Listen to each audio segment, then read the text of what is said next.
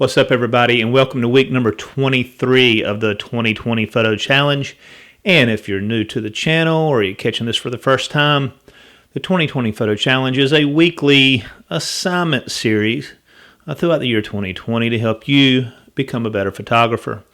And each week we go over stuff such as style, technique, story, composition. So this week, number 23, we're going to do night or astrophotography.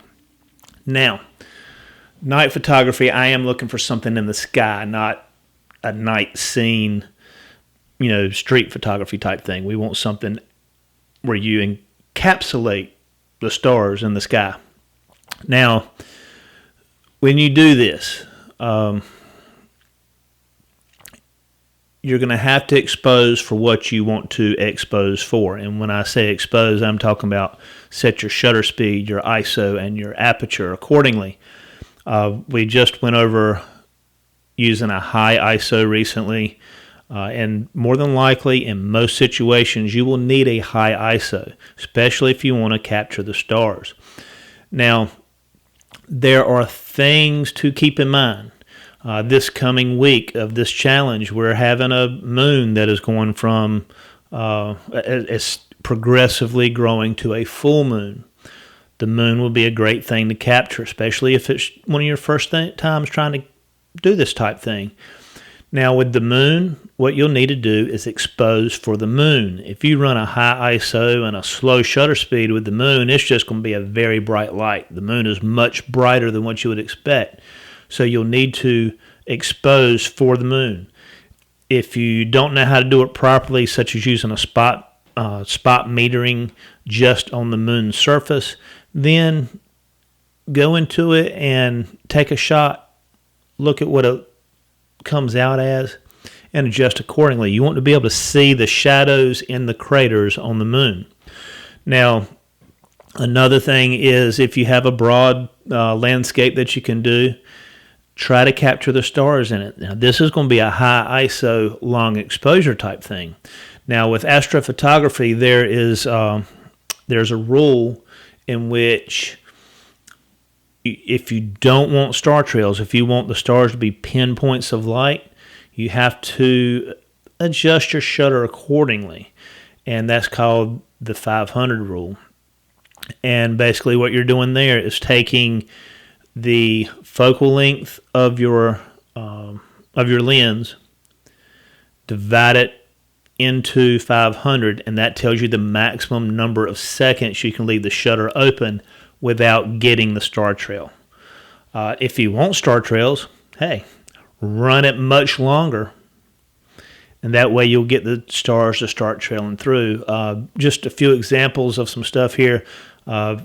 Here we've got just a simple shot of the moon like what I was talking about. And you can see I'm getting the detail in the moon, and the interest in the moon is coming from the shadows off of the canyons and craters that are on the moon.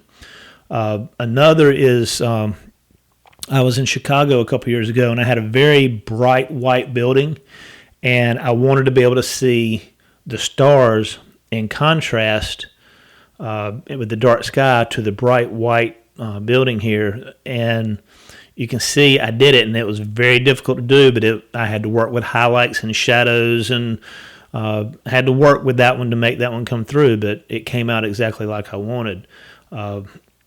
Once you get the hang of this, then you can do such things as when we have a lunar eclipse, for instance this one here, and again with this one I wanted to get the star field in it as well, so I had to play with the adjustments of the shutter to make this work. Of course, if you're in a very dark area, you can go for stuff such as the Milky Way. And the Milky Way, we're in Milky Way season right now. It's a great time to do it. But it's going to require a high ISO and a slow shutter. Usually you're looking 30 seconds on your shutter and an ISO of about 6400 along with a aperture of about f2.8 or so in order to capture the Milky Way even in a dark area. And then you can do things, like I said, such as star trails, and that is using a super long shutter.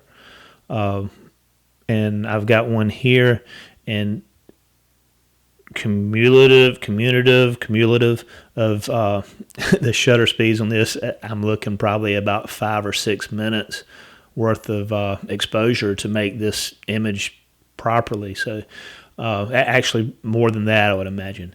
So get out there and let's have fun with it.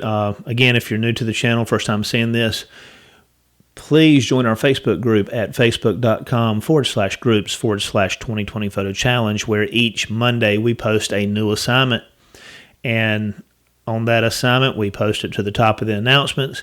And when you take the photos, you post your photos underneath that thread so we can all enjoy and see what you got and see what kind of ideas you come up with.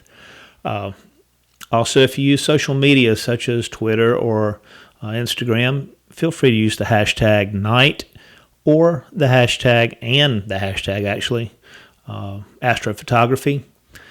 And as always, I look forward to seeing what you got. Have fun shooting, everybody. We'll see you later.